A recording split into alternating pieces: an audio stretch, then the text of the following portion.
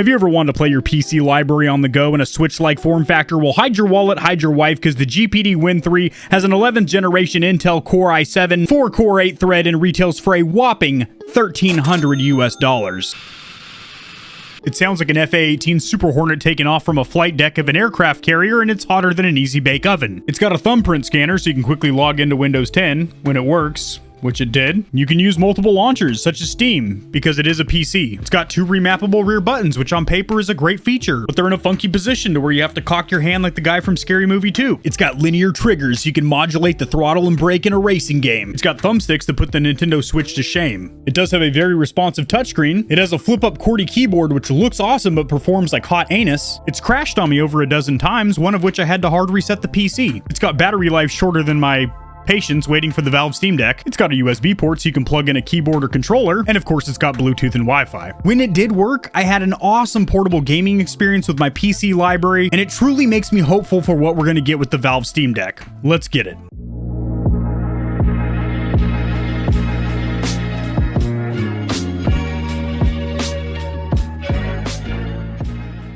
All right, opening this bad boy up.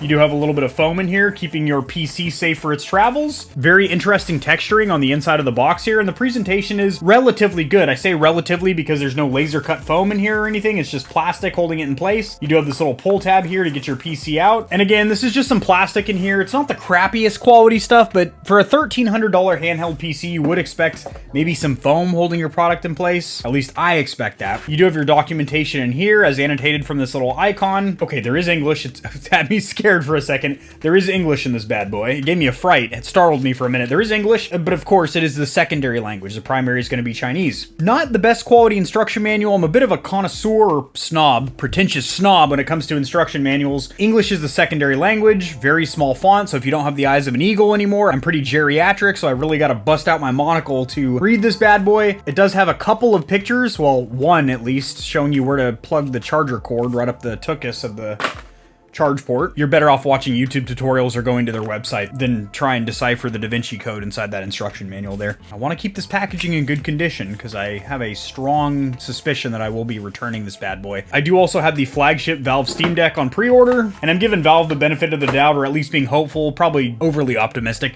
that I will receive my Steam Deck Q2 of 22, which it is supposedly still on track for. You have their catchphrase, their marketing slogan, "Actions speak louder than words." Pretty deep for a handheld PC.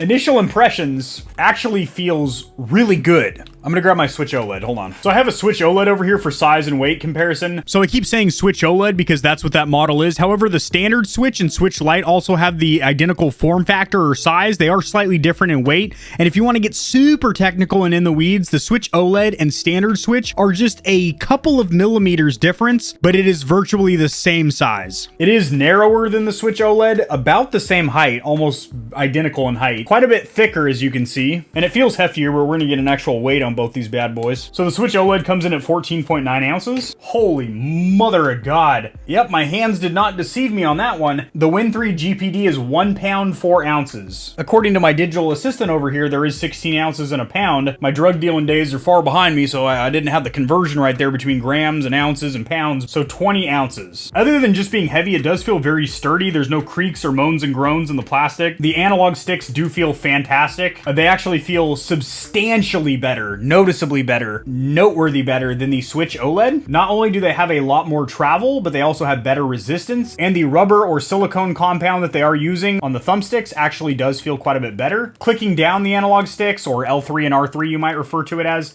feels very good. The face buttons, I am not a fan of immediately. For one, they are incredibly small, but also the X over here is virtually right up against the screen, and your thumb directly hits the screen, the corner of the screen, whenever you are pressing X. Now, they do have a pretty good tactile feel to them. I do not believe they're mechanical. They are still a membrane design, so there's a rubber plunger underneath here, but they do feel very tactile and clicky.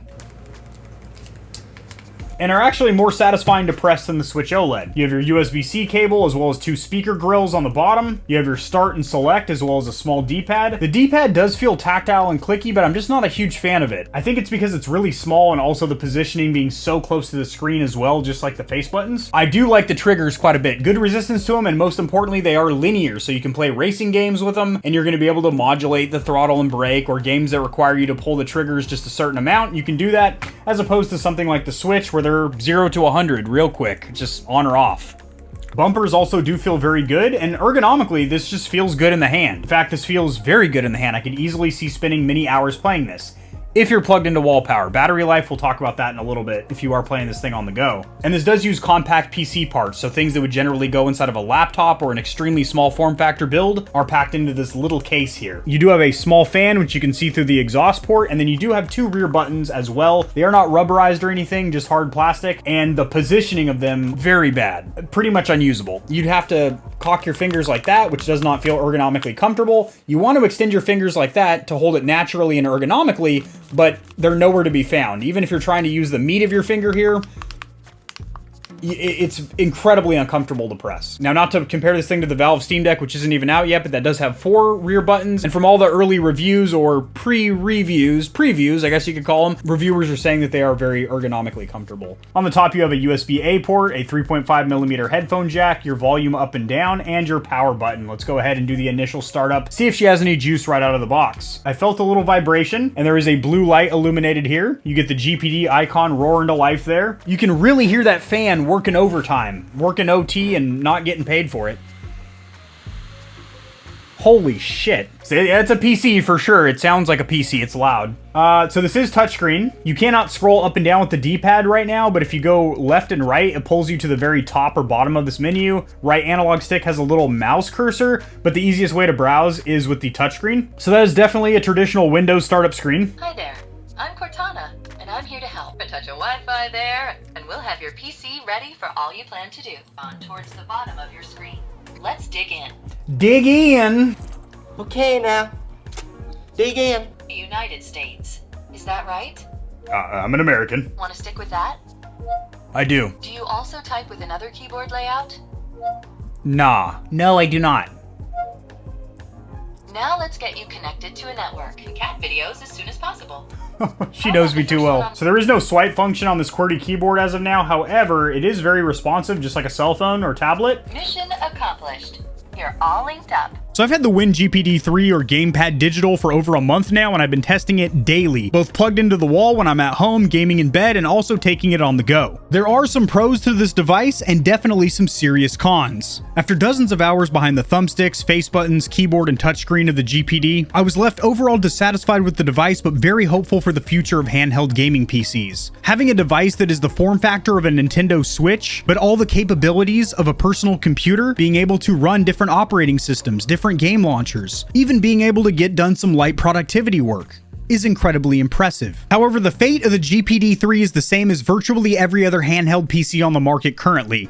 Besides the Valve Steam Deck, which will be released here in the very near future, I do have my flagship 512GB model coming as of now in Q2 of 22. In preparation for that device, I'm reviewing the Win GPD 3, as well as the OnePlayer 1S, which will be coming in the near future. And the biggest problem with all these handheld gaming PCs is that they are using already existing hardware and software. All the hardware in this is small form factor laptop versions of components. For example, it has an 11th generation Intel i7 on board, 4-core 8-thread, which is designed for use in something like a laptop or very small form factor case. There is no GPU or graphics card. It is using the onboard graphics capabilities of that processor. The screen is a 5.5-inch 720p flip-up Sunny display with 400 nits and 268 ppi of peak brightness. And while it's clear and bright enough for indoor gaming, outdoors, it left a little to be desired. But the biggest problem is not the hardware, which is incredibly lacking, including the keyboard, which I will get to in just a moment. But the software, it is running Windows 10. And you cannot, or I should say should should not update to the latest version of Windows 10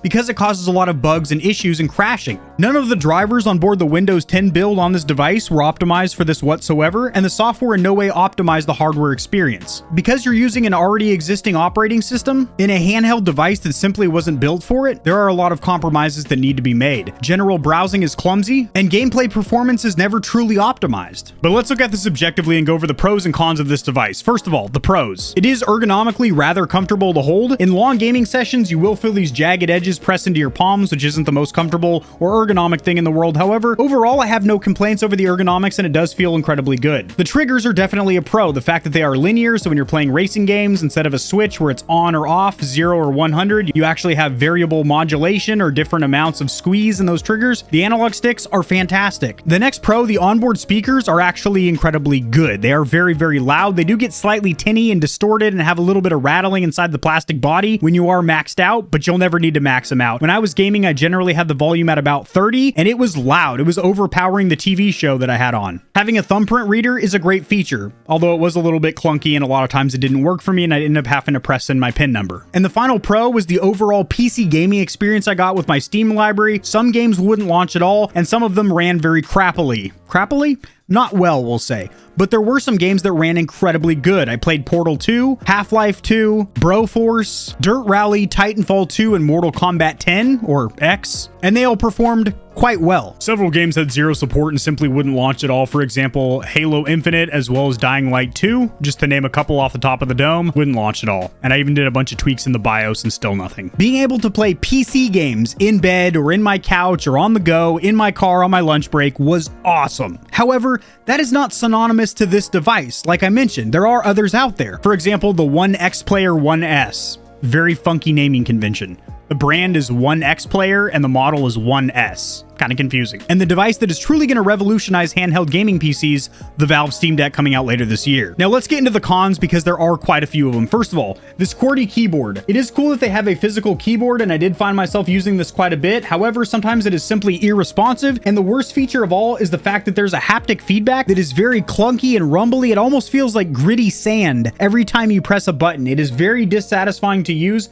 However, it is a lot quicker than using the touchscreen. Next up, battery life is atrocious. I was getting around 3 hours of gameplay, sometimes less, down in the 2.5 range, and I was able to squeak out almost 5 hours. However, I lowered all my settings to low, which, yes, by the way, you can actually run this in high settings. I was playing several games at high settings, and I didn't notice any frame rate chug or stutter. But again, the games I was playing was Portal 2 and Half-Life 2, which are rather old titles and aren't very graphically intensive. But they looked very, very good. I was savagely impressed when I played Portal 2 and also Mortal Kombat 10. It looked graphically very good. I was quite impressed. Peak brightness indoors looked great. The colors looked very rich and vibrant without looking over contrasted like Fortnite. Another pro, that USB-C port on the bottom supports eGFX, so a lot of people are using external graphics cards to really push the performance. People have done testing such as 2060 graphics cards connected to this thing, and they do also sell an optional dock, so you can obviously pair this thing to a monitor or television and then Bluetooth or plug in wired a controller and have a docked experience like that, or even do some light productivity with a keyboard and mouse like that. The thumbsticks felt great, and the face buttons are pretty good,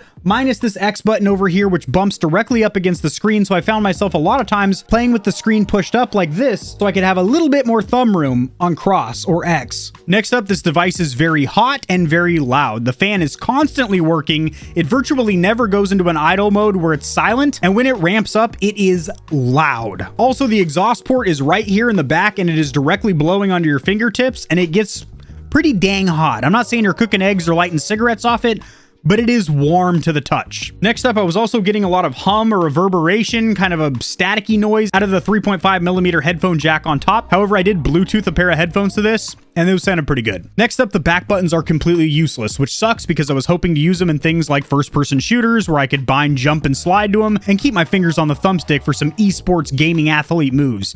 Not the case. These things are completely useless. You want to rest your fingers right here, but you have to cock them back here to use the buttons. It's terrible. Also, the GPD 3 does have dual vibration motors. However, it never once was used in any of the games I was playing. However, you will get a little bit of sloppy vibration when you first power on the device, and also when you click on something in Windows 10, it gives you a little bit of haptic feedback, but it just felt horrible. Next up, the software, which is the biggest limitation. If you try and update, which you will be prompted with pop-ups from Windows to update, you are going to have some issues. You have to stay on an older firmware to get everything to work as it should. This device crashed on me several times, one of which I actually had to hard reset the PC, basically to its factory settings, losing all the programs that I had installed, and basically having to reinitialize and do that first time setup of Windows. And everything I tried to do on this device, from gaming to even some light productivity work, some web browsing, checking my emails, etc., it worked, but not well, because it seemed like the software and hardware were not communicating well, i.e. the operating system, Windows 10, is not built for this device, which leads me directly into why the Valve Steam Deck is going to be an amazing piece of tech and literally defecate all over all these other handheld gaming PCs. First of all, the hardware is proprietary to the Steam Deck. It is an APU similar to what we see in consoles,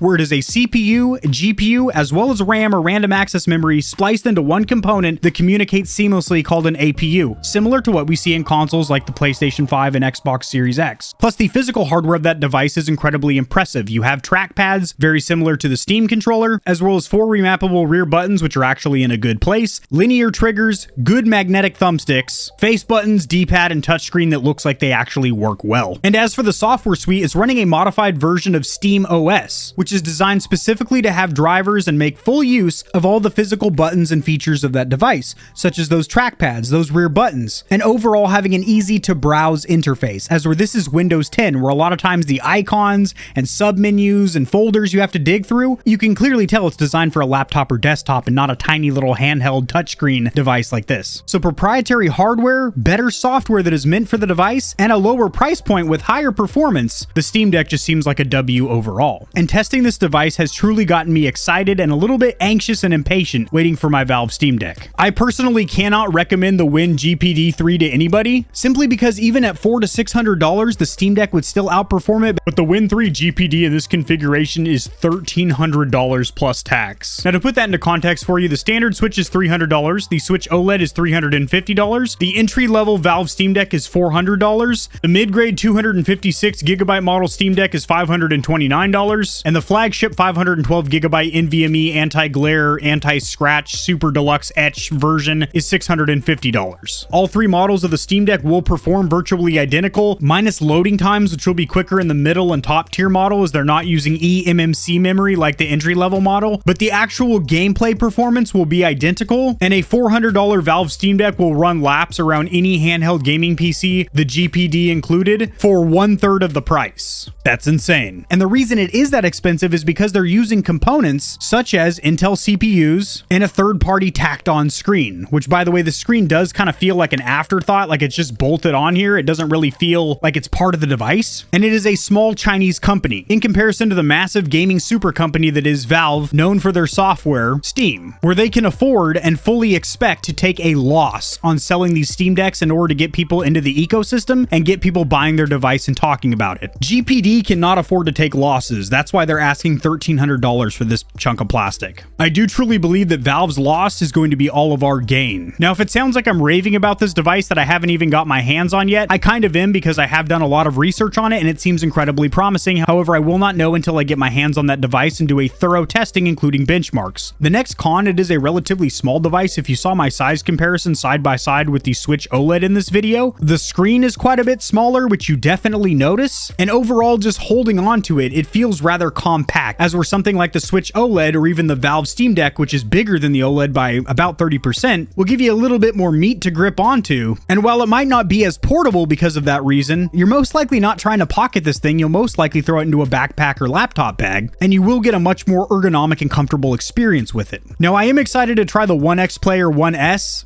One X Player One S, because that is an 8.4-inch 1600p IPS display, which is not only brighter, crisper, and a cleaner image than this device, but also substantially larger. That's even bigger than the Switch OLED, which has a 7-inch organic light emitting diode screen. So I'm very excited to test that device. I do have a strong feeling that I will like that more than the Win3 GPD, but call it women's intuition, call it spider sense, call it a tickling down there in my game and jiddly bits, that I will like the Valve Steam Deck even more than that device. If you enjoyed the video, liking it helps it to get seen by more gamers. This information will reach and assist them as well, which in turn helps me grow this little channel, which I do greatly appreciate. Subscribe for more content like this. I cover news in the gaming community community and industry, tutorials helping you get set up streaming and YouTubing, as well as honest gaming product reviews, keyboards, mice, headsets, controllers, mics, chairs, etc. There are some hefty exclusive discount codes found only in the description of my videos and only for the audience here at Gamer Heaven. Check out Into the AM for some of the sickest looking and most comfortable cloth to ever grace my gaming giblets. If you don't want to be scorching your corneas with harmful blue light, check out Gamer Advantage, the only blue light glasses on the market that look sexy and actually work. If you're looking for a custom controller that'll blow the competition's tits back, AIM definitively has the best bang for buck or price to performance when it comes to Xbox, PlayStation, and Switch controllers. Nope, they don't do Switch, but they do gaming mice. I said doo-doo. I have links to all my other platforms and socials in the description below. If you need a quick laugh or blast of gamer adrenaline, check my short form videos out at TikTok. Follow me at Facebook Gaming, where I am a partner and upload a ton of exclusive gameplay content. To get in touch with myself and the Stallions and Stallionettes of Gamer Heaven, join the community Discord, and check me out at twitch.tv, where I go live every other leap year on a blue moon if it falls into an odd calendar number, and my pH balance is on point. Just kidding, starting June I'm going to be live streaming a lot. Thanks for watching. This has been AK40 Kevin hosting Gamer Heaven, and I'll see you tomorrow because I upload daily, all the time, 60% of the time,